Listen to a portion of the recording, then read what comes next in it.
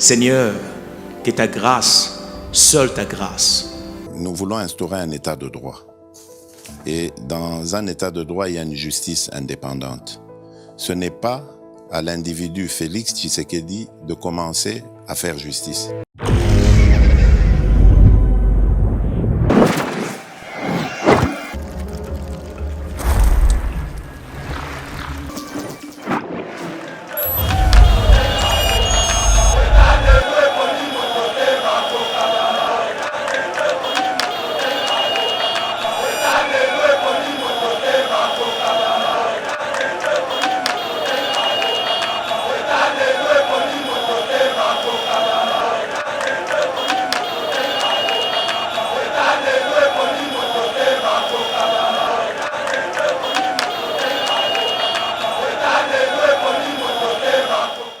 Le chef de l'État lui-même l'a déclaré.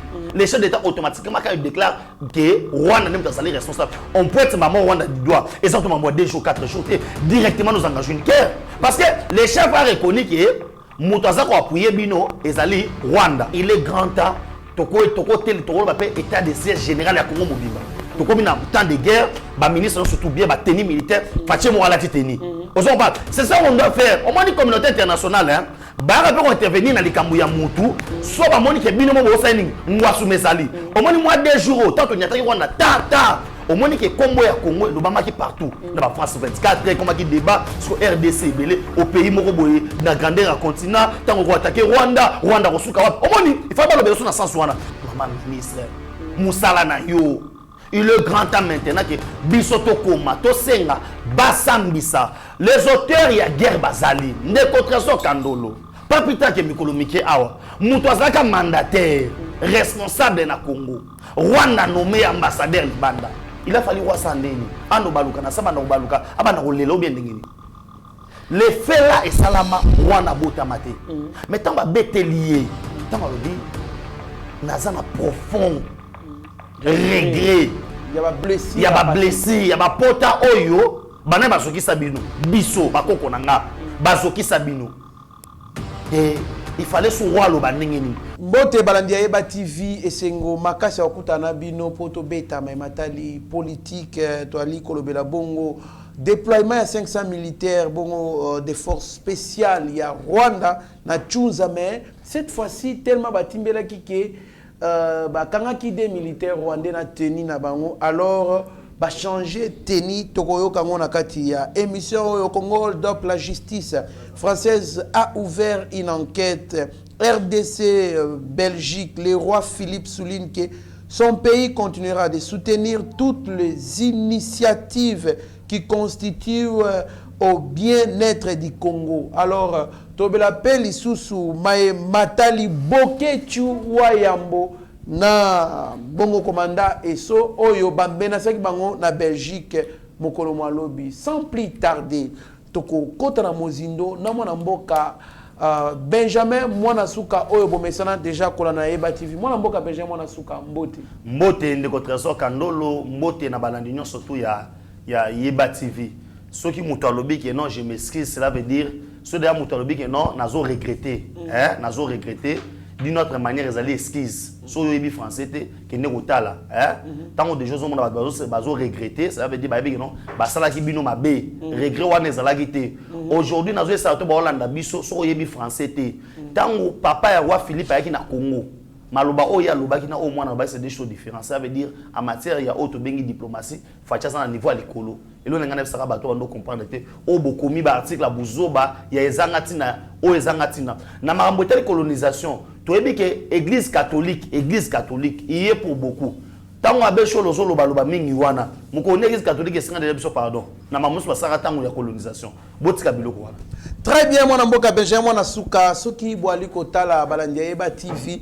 Tozali biso surtout na Benjamin Nasuka na bilamba ya basoda pour na kolakisa que tozali même moral na ba militaire na biso pe to ali ko soutenir bango et ezali bongo devoir na biso ya ko soutenir bango pourquoi parce que bazali ko défendre intégrité territoriale ya mboka bazali ko défendre mabele na biso po nguna o azali lokoso po ye nzamba pesa bango mboka muke biso mboka munene bali kolula mboka na biso alors bakokokate puisque biso ba congolais to ali mobiliser pona ko empêcher bango bakota te sans plus tarder. Moi mboka Benjamin na suka nous rappelons que Steve Konde na réalisation kuna ali ko tala kuna na montage ye moko ali ko guider pe sous chaque tu dis mais chaque na caméra nyonso twana pona ko servir bino sans plus tarder. Moi mboka Benjamin mwana yasuka déploiement de 500 militaires des forces spéciales rwandaises à Tchanzu oyo armée na be nani armée na biso ba na communiquer na bango ba lobby vu que bakangaka bango bakanga des militaires rwandais ba moni tenue au bazaki nango alors ba changer stratégie. Cette fois-ci ils ont une nouvelle tenue de vert noir et coiffé des casques de sa force spéciale. Réaction de Mboka Rwanda n'arrête pas, ne recule pas. Merci beaucoup de votre trésor Kandolo. Ce qu'on peut comprendre dans ces moments hein? Il faut qu'il y ait une guerre. Hein? Tant qu'il y a une guerre, tout le monde est solo na Rwandais. Moi je pense que les grands temps, Mokonza Mboka a convoqué à l'Assemblée nationale, à Sénat, réuni en congrès, tout déclaré officiellement guerre na Rwandais. Pourquoi? Parce que la population congolaise a déterminée ata mindu kezate ya ko bundata na maboko ba pau ba Congo ba machette na bango. Voilà pourquoi nous avons sabatu na auto bengi mobilisation totale ya ba congolais no sotu. Ndeko tazo Kandolo, on nous signale que bandeko wana ba changer stratégie. Bon, avant de tout là nous nani porte-parole ya armée ndenga lo bebon to kutana sima. Ce que tu as lu ko même langage na Steve Konde acheté le petit génie to tchela ce vidéo ne bon to kutana sima. Les forces armées de la République démocratique du Congo informent l'opinion nationale et internationale que, depuis l'arrestation des militaires de la force spéciale rwandaise dans les territoires de Rutshuru, au nord Kivu, le Rwanda a changé la tenue de ses militaires pour dissimuler sa présence dans les territoires congolais aux côtés des terroristes du M23. Le Rwanda a déployé dans les environs de Tchanzu 500 militaires des forces spéciales, tous habillés d'une nouvelle tenue de couleur vert-noir et coiffés des casques de sa force spéciale. Pire encore, les terroristes du M23, soutenus par le Rwanda, leur mentor naturel, se sont intentionnellement attaqués à la MONUSCO à Muhati, non loin de Bikenge, dans le groupement des Djomba en territoire de Rutshuru. Pourtant, la force de la MONUSCO est en plein exercice de sa mission conformément au mandat du Conseil de sécurité des Nations Unies. Au cours de cette attaque, 3 casques bleus tanzaniens ont été blessés, dont un grièvement. Ce dernier a été évacué pour des soins appropriés. Rappelons que cette nouvelle attaque, dirigée contre les casques bleus, intervient après tant d'autres, surtout celle contre l'hélicoptère de la MONUSCO qui a été abattu et qui a coûté la vie à 8 soldats de la paix. En s'attaquant à la force des Nations Unies, le M23, soutenu par le Rwanda, confirme son caractère terroriste. La population congolaise est appelée à la vigilance et à dénoncer la présence de toute personne porteuse d'armes et habillée en tenue vert noir. Benjamin Nasuka Olandi, porte-parole ya armée, a confirmé que va changer tenue, va déployer 500 militaires, force spéciale na frontière na biso presque na Tchanzu. Réaction na ngasiko ezanini hein bato baza pemé na mboka pemé na mkonza mboka pardon les gens au bas âge censés repérer ces conseils en matière il y a sécurité dans le domaine militaire, na ministre de la défense, na chef d'état-major général. Il faut que ça beaucoup d'amboka. Parce que il y a des relations internationales. On y m'a le non, bon, tout le monde a aboyé, RDC qui doit frapper nani Rwanda, à Osala moté. Non. Parce que la mission, voilà, l'intervention militaire. Voilà, au yébi que mission, même les lomatons soit tout na onde ni kasoni, ndeni atindaki atikaki nani États-Unis, akende na Irak, na ko rappeler ba tso botanga boeske sengai, ceux qui botanga histoire te soit boyi makambo wana te, l'ONU n'a jamais accepté que États-Unis a attaqué Irak. Atika la ko accepter ya moté, ya ngwa tsengaka yemo ba expert na ye. À France. À France ba opération na Libye. Voilà. On condamne toujours. Na Mali, voilà. En tout cas, à Tarissi. Si. Dans sa opération na Ukraine, on n'a jamais autorisé. On y a encore débattu. Ce qu'on doit faire, c'est quoi? Nous devons attaquer le Rwanda. Nous devons déclarer officiellement, Assemblée nationale, pas de déclarer guerre na Rwanda. De bandir guerre na Rwanda. Après, tant qu'on a une instance de négociation, on a un niveau de brandir ce qu'on a preuve na biso. Parce que la RDC maintenant détient beaucoup de preuves. To monike ba Rwanda on molata tenet on a lati oyo ba pesi yango mais ba kasko ba ocha na mutu wana ezali ya division spéciale na bango il y a intervention ezali unité moko spéciale ya Rwanda. Ça veut dire quoi? Kagame est déterminé, il y a aussi ça eloko na guerre. Pourquoi? Na otikola na indice économique na makambo etali FMI azo féliciter 11 pays en Afrique. Il y a liboso za Rwanda pour la croissance économique, il y a même les alliés RDC. Balobi RDC a sali un fort makasi entre autres na makambo o ezali pour coincer bato pour na mambo moyibi ya mbongo et tout consort. Et aujourd'hui vous devez comprendre non, une grande partie à makambo Rwanda parce que Rwanda a une alternative mususu te ezaka ya o ya guerre.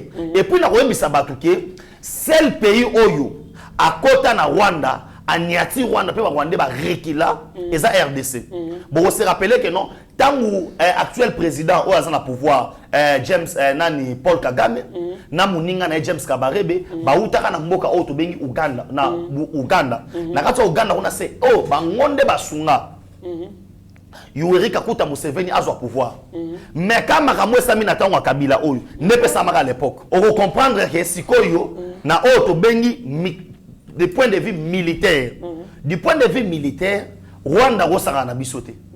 Mais si comme on dit awa na lolenge to zaleli awa, il y a beaucoup des histoires où il intervenir na kati entre autres infiltration. La MONUSCO aussi est pour beaucoup. Ces gens là basés équipés de na Bindoki. Est-ce qu'on se rappelle ceux qui ont un rapport en Djili? Le Rwanda M23 va attaquer. Trois Tanzaniens, trois militaires, il y a d'origine tanzanienne, Bazali gravement blessé. Mais de votre Kandolo, comment vous permettez que Bazali Mboka na bino ne bazana ba conteneur na votre fungolate? Oui, voilà na ner mabete sur les recommandations diplomatiques. Voilà. En tout cas, il y a Vienne, il y a valise diplomatique. Voilà. Atabiso, ceux diplomate na biso akota eloko na mboka mpaya ba contrôler ngo te diplomate valise valise diplomatique ata mutuka valise diplomatique conteneur valise diplomatique donc ba contrôler ka te biloko diplomate. Voilà, maintenant nous soupçonnons que Batouana de Baza cause makambo oyo parce que ces militaires là ils sont les plus grands problèmes mes amis parce que bien équipés. S'ils sont bien équipés, soit le va changer bateni mususu, ça veut dire il y a des mentors. Et ça na bateau officiellement pour moi, il est grand temps que le chef de l'État apprenne toutes ses responsabilités. Amen, nous déclarons clairement la guerre parce que bazo changer ma stratégie l'olenge na l'olenge. Mokonza mboka na sepela na malobane na Angola, na sepela malobana na Brazzaville et na sepeli même na devant roi Philippe. Au moins que non la Belgique azali déterminé au non Congo, il faut travailler na ye. Les Congo, il faut soit paix. Et la paix, si on veut la paix aujourd'hui avec le Rwanda, toké na ba voie diplomatique et simité. Moi, je sais maintenant que non, la meilleure des solutions, ils ont aucune guerre. Mais si quoi la communauté internationale, en particulier dans le monde anglais, américain, ils sont pour beaucoup parce que bazote la poids à Rwanda. Hein? Et là, comme ça, poids ya Rwanda, c'est là qu'on a petit moko boye, azo pesé sur 12 kilos, mais alors kabunda na muta 100 kilos.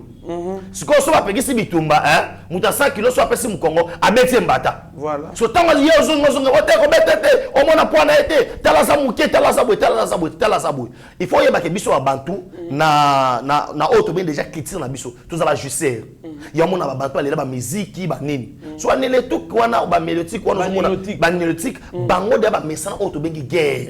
Au moins que utamela bakoko na bango baza batungu ba lela bitumba bata soki na ba Soudan wana ba pays wana soto zomona que non ba lela ba bitumba eza eloko ya kata makila na bango et les oyo les voies les plus faciles hein oyo bato mangongi bato mangongi bayo kakate za violence. Voilà.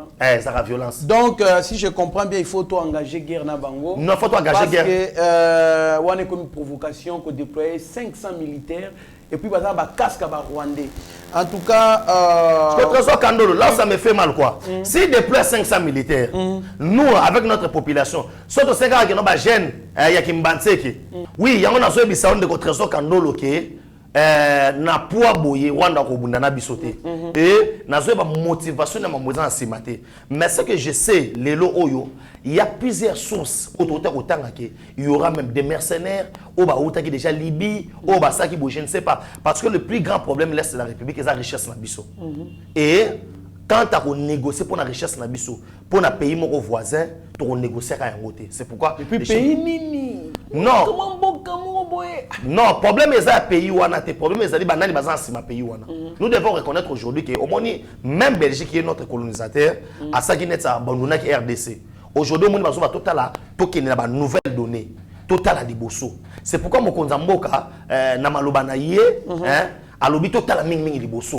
Total ma munezo comme la biso. Total na soza chauffeur lelo.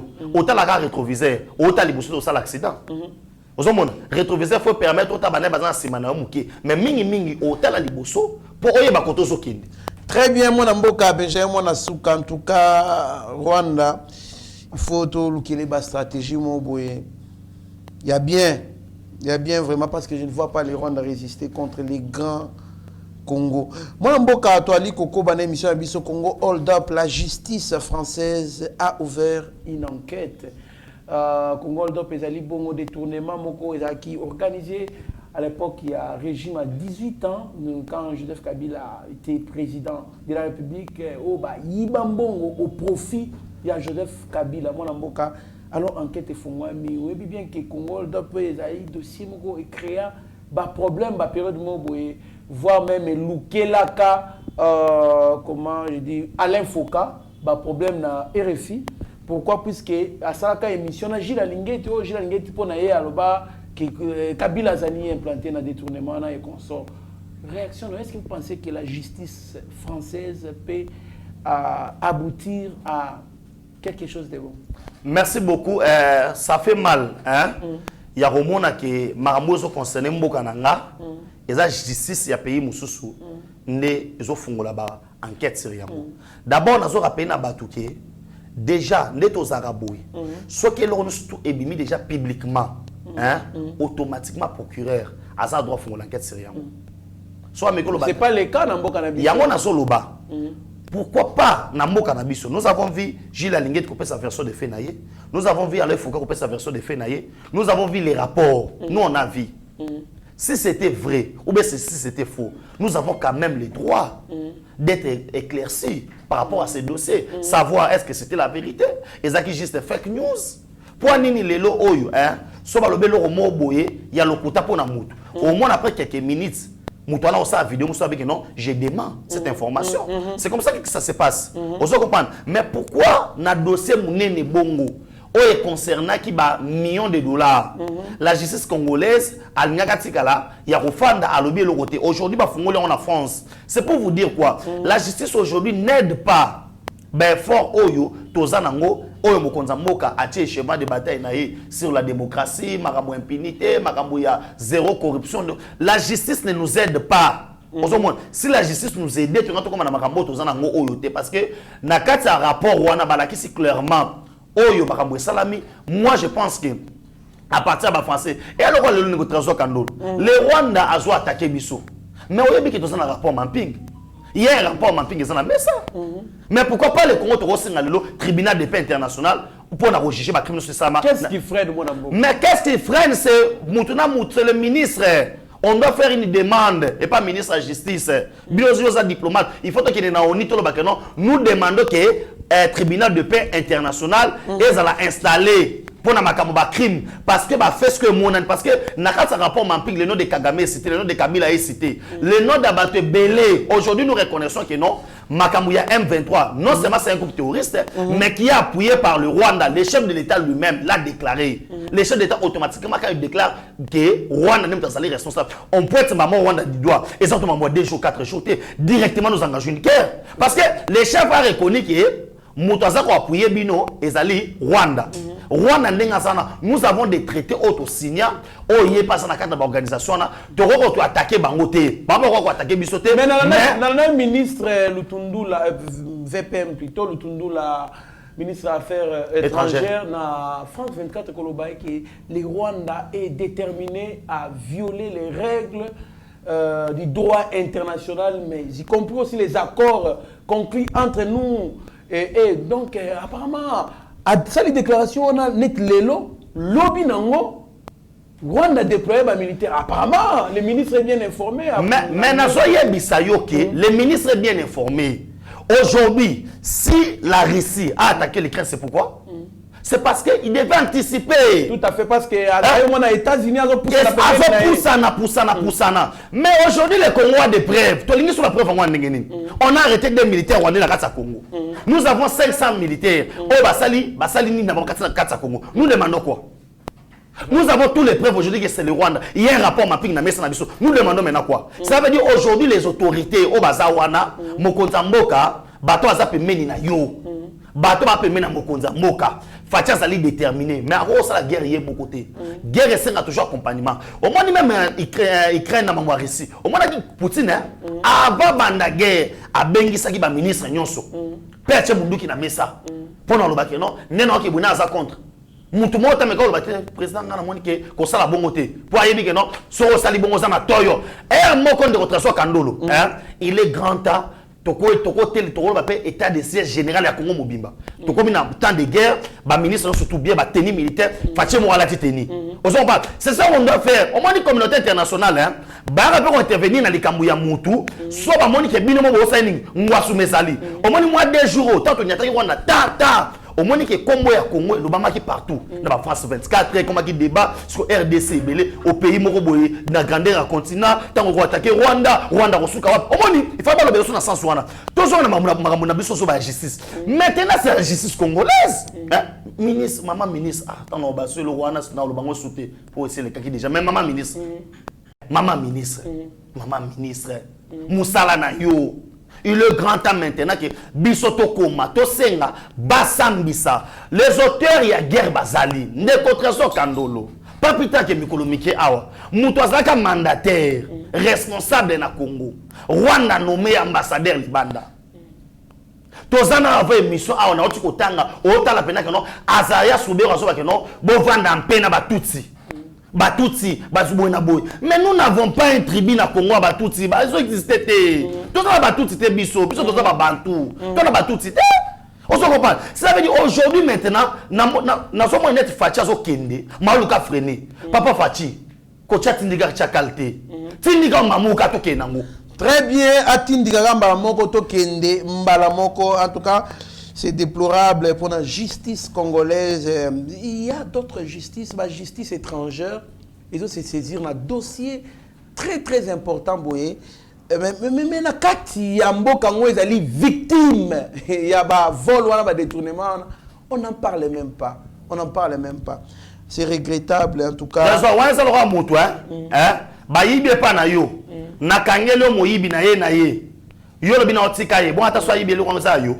C'est ça que la RDC est en train de faire. Nakangi moyibi, oyo ko ibablo trésor Kandolo. Na sa trésor Kandolo, tabilo wa yibi. Ce que ta yibi, eza yo o sesoni.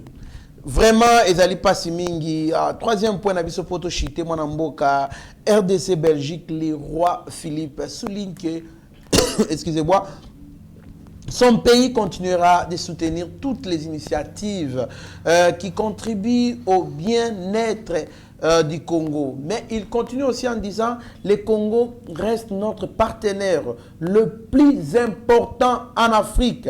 Je désire réaffirmer mes plus profonds regrets pour les blessures du passé. Na satellé nanu na dernier point on a tangi on mboka bato bali koloba roi il fallait s'excuser il fallait s'enga pardon pour la maleka réaction na yo ils ont initié non yo il fallait que roi s'enga pardon besquise topé ndenga lobby déjà que mes plus profonds regrets c'est déjà un atout. C'est déjà un atout, un avancement. D'abord, il faut qu'on y ait des sabatouboui. Makamwe belé au Belgique, on a condimé dans le passé, quand ça l'a guerre. Les gens qui ont c'est un avancé. Un roi belge a yéna Congo à s'exprimer devant la population congolaise. Et à yéna ba terme il y a arrogance. Autant de relations internationales, mon frère. Il a fallu voir ça en ligne. Ando baluka na saba na baluka, abana rolelo bien dingini. Le fait là et salama wana bota mate. Mais tant ba betelier, tant ba lobi nazana profond regret. Il y a ba blessé, il y a ba blessé, il y a ba pota oyo, bana basoki sabino, biso bakoko nanga, basoki sabino. Et il fallait ce roi le baningini. Moi je pense que ça m'a matango fachi. Les gens ne pensaient pas qu'il y a un roi belge roya. Belgique on dit ma cause ça linuya tout le monde zoto ya Lumumba. Belgique on dit ma cause ba œuvre d'art. Et puis il faut y belo comme susu. Ces histoires là. Bazong si nani masque suku. Nani masque suku. Kakungu. Kakungu. Balobi ezalaki na ba pouvoir. Il y a guérison à ba suku. Il y a Basuku. Oui. Basuku, il y a Monsieur Bandundu. Il y a Bandundu. Ah bon? Moi, nani, on a pas bon musique tout. Té, on est pas musique tout. Té, qu'on a Bandundu, Bandundu en général. Ah, Bandundu. On a bien d'abord pena ya Bampangi et Zongi. Bampangi ne va pas voir au CP là. C'est que son basa bilo on a bango na nenga ba spiritualité. Bora ne osuna bango. Vraiment. Oh, et ça va pouvoir. Ne otazo kando. Quand les Belges sont venus, ils ont commencé à sélectionner ces histoires-là. Bah sélectionner au hasard, ngana zalaka jomo na mboka mweka. Na kuta mwana ya Belge à 18 ans au Belgique. Ayeka ça il pas kotiti mweka. Abi na ye ko luka babike ko eloba. C'est pour la toute première fois na mona ekeko zoloba. Ah, tu vois. Ne retrazo kanolo. Malana nga liboso na mona ekeko oyelobaka. Ah bon? Aya na livre mobimba koko na ye akoma aloba ko retrouver en côté pe aya retrouver yango asomba ngo cher. Ah bon? Mais toute notre spiritualité là, le Congo est libéré. Au moins le 5e président. Yango type mobo ameko sonanga lobi, nous devons demander à André Mbata comme état constitutionnaliste bameke pe kokoma basala ba proposer loi oyo facha otika la wana non libéré là parce que a combien lingape a combien ki a lingape ka pona André Mbata ba komana le reza loi le reza ni to proposer la même dans raison ko loba ke facha va na libéré là te ndenge zali boye o moni ba indice en matière économique to ba indice économique mais indice ko na politique na spiritualité et ça afanda na non parce que ça na concurrente bato to mona ba otangela fachi liboso na ba mona ta yiba ba miyibi baza ba demi Dakar baza ba boyi pendant 100% bena ya congolais boyo obeta nzo tozana na été azate yango so mona lelo les rois zongi reconnaître d'abord les anciens combattants ko couronner roi Mikitisi maloba ya roi ko Mikitisa et la Belgique a adhéré na sima RDC pour na obundisa Rwanda là les gens n'en parlent pas oh Belgique le caporal Kounyou azaki bongo azaki couronné ndeko trésor quel honneur. Il n'avait que 17 ans quand il a combattu pour le compte de la Belgique dans la Deuxième Guerre mondiale. Quel honneur. Le Rwanda, l'Ouganda, Oyo. Il faut se rappeler déjà en 1914. C'est nous.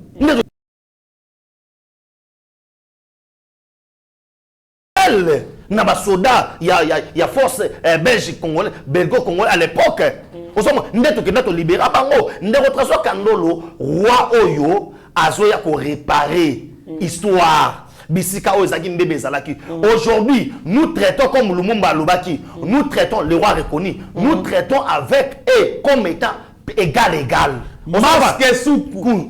Masque soukou. Masque soukou. En tout cas, donc bande konanga ya basuku, donc guérison ezongi. Oh pota, oh mbasu, oh ni. Bokia kuna bosali masolo. Ba betango dada. Dada. Nous sommes grâce à Fachi Béton et nous devons reconnaître aujourd'hui que bateau ba mituna la diplomatie non tout ça yo congolais moi je sanga lobio roi fala lo ba congolais to ando ke Belgique au félé ceux qui roi meka lo ba lobi que non congolais no surtout visa Belgique gratuit ne trésor Kandolo mais Congo est qualifié mais to saladine et ko suka et puis les gens ba yebi apport à Belgique té Belgique ndenge zawana siège ya Union européenne et ça la Belgique. Belgique joue un grand rôle dans la décision belé c'est la capitale du monde. Voilà. Institution, siège à institution, organisme et belé à Belgique. Donc la Belgique elle-même compte des voix, des droits, des veto. Voilà. En Europe, nous avons la France et la Grande-Bretagne. Belgique, ce n'est pas n'importe quel pays. Voilà. C'est un petit pays, mais qui pèse lourd. Et puis, on doit reconnaître que ceux qui Belgique est allé au Ezalelo, c'est grâce à la République démocratique du Congo. Tout à fait. Voilà, Mboka, déjà, masque Soukwezongi, Kakuungu. En tout cas, et c'est Makasi pour continuer l'émission, Tokomo qui n'a pas chité, moi, Mboka, toi aborder si koyo au sujet, il y a Bokechu na Komanda. Et ça, qui menaçait lobby na Belgique, mbutu côté ya résistant bango na bango ba komi ko beta na makofi parce que vérité et bimi ke bazaki ko sana bango makambwana pona mbongo bazaki ko bénéficier via Laurent Sokoko. Ce qui t'a dit koloba même langage na Steve Konde HD total en vidéo et bon tout na si. Monsieur la lacrymogène pour la nuit. Monsieur la lacrymogène pour la nuit. Non, mon frère. Oh, non, c'est bon. Magasin. Attends-moi.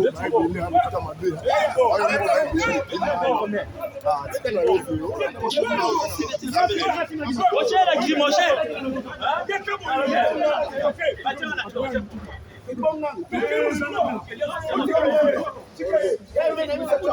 On tient la lacrymogène pour la nuit.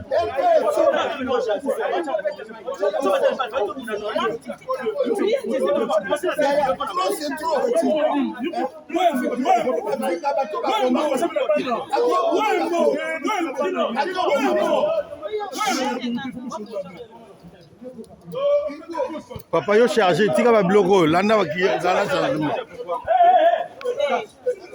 Gino.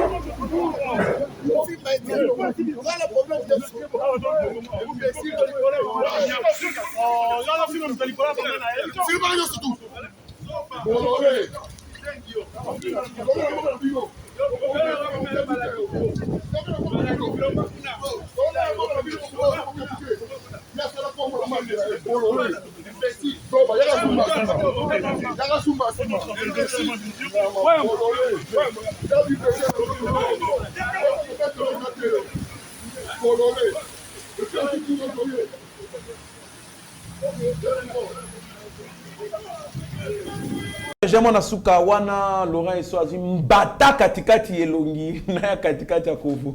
Bon, les retrasons Kandolo balobara toujours que comme la fin des choses que ce commencement. Tant que ça que bateaux sont des aventuriers. Ba ça marambo parce que bana mbongo, ba pesa ba mbongo, ba ça. Ezali lit comme ndeto sengela ki na ngote. tout le monde va ko bundisa na poto ba que non baza na posa ya un véritable congolais a comme na pouvoir et bato nyo surtout ba comprendre que non le ko la congolais 100% asa de na pouvoir to bundisa susu mwana ndeko na biso na nini et ba aventurier wana le ko bazebi ko manipuler bato ba content au manipuler bato les lobby mi na poisa aller ba bafle ba nyate pe na bafle mo le da na lita makoto pas boina boy boke choko mo luka côté là ba na c'est pas la vidéo les gens dit clairement yo za congolais to so mauritanien yo bundela Congo te on so bundela Congo te c'est un balawit oui boke tu atkala bundela Congo te boke tu c'est un commerçant qui cherche son argent boina boy on so comprendre aujourd'hui bateau ne so bunda na poto boswana na bandeko na bino longoza muluba longoza mutabandu longoza sala boy il est grand temps hein neka wenge sangani hein pour tous soit bakaboni wenge seni et kabwani le quoi wenge sangani boy bo sangana vous avez votre frère votre sang au azana pouvoir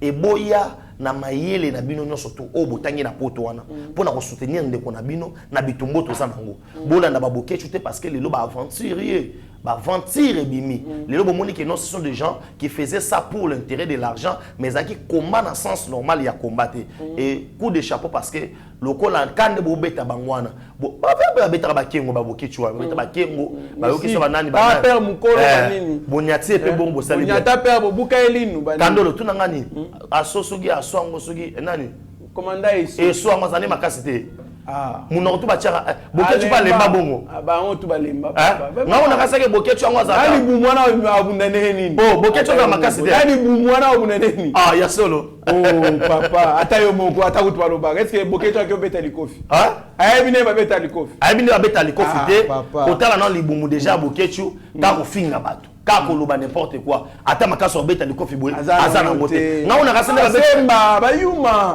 ba vimba na sima ba maître o bazazana bango ba maître ngo bangwana baza obeta bango sikoyo makasa yo finga ki ba maître yo finga ba maître ale na yango ba maître mobo ala bongo ya o nani ala taka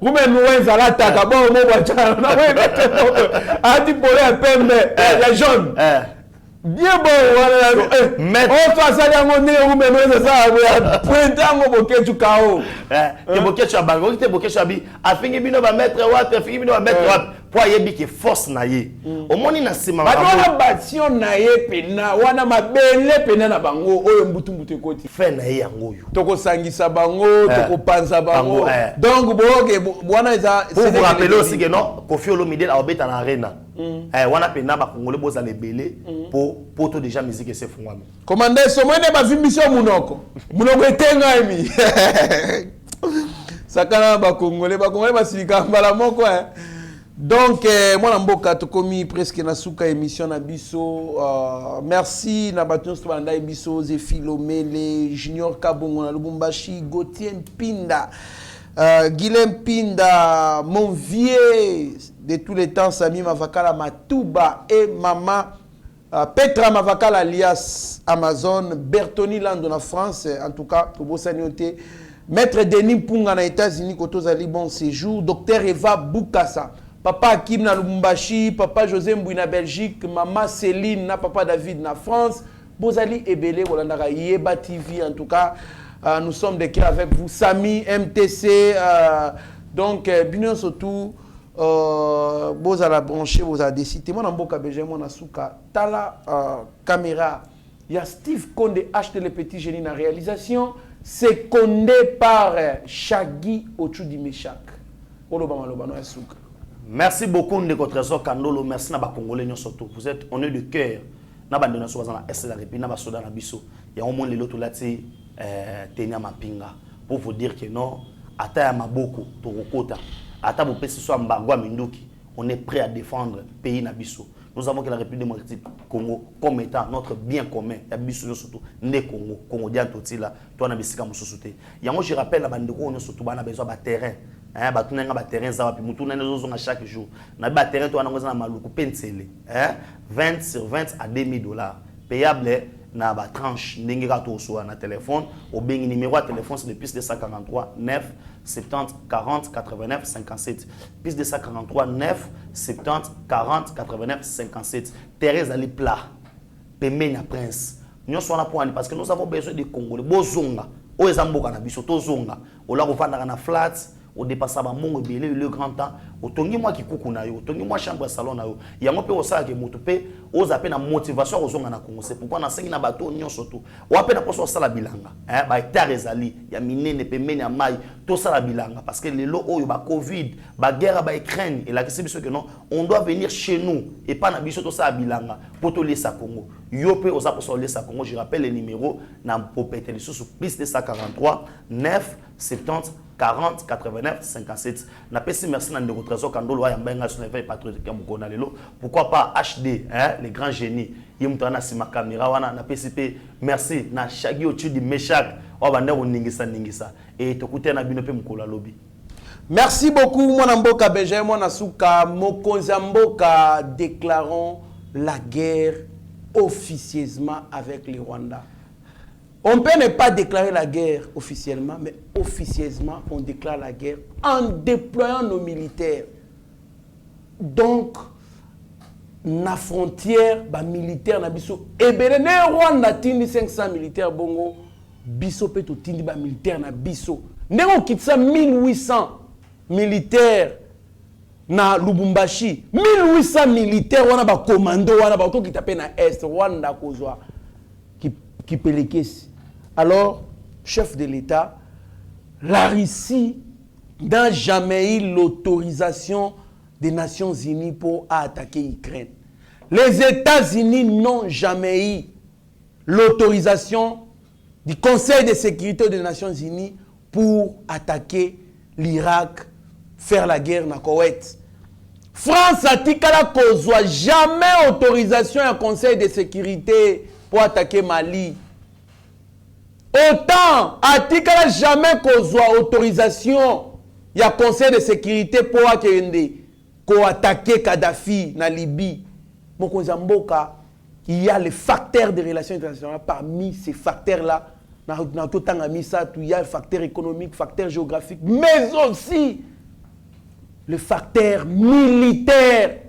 Nous devons nous faire craindre en ayant une armée forte. Armée Oezo Bangissa, déployons plus de 2000 militaires. Rwanda tindi 500, biso tindi 2000. Baeka ka fara na bango bavandi pe batala na ndenge za ka frontière ya Corée du Nord na Corée du Sud na 18e parallèle du monde. C'est comme ça qu'on peut se faire craindre. On ne peut pas accepter que ces petits Rwanda viennent nous dicter les lois, la modalité de vivre dans cette Afrique centrale. Non! Nous devons nous faire craindre. Nayoki lobo lobi ambition ezali a comme armée na biso likolo makasi olobi ango devant le roi Philippe, devant le congrès. Alors Mokozamboka entrons aussi dans l'application. On verra que Makambu eko changer. En tout cas, Essengo Makasi a partager la bino. Merci Nandenge Bolandaki. Restez branchés sur notre chaîne. Vous ne serez en aucun cas de si mieux vous être maître de son silence, qui est plutôt esclave de ses propres mots. Merci. Seigneur, que ta grâce, seule ta grâce. Nous voulons instaurer un état de droit. Et dans un état de droit, il y a une justice indépendante. Ce n'est pas à l'individu Félix Tshisekedi de commencer à faire justice.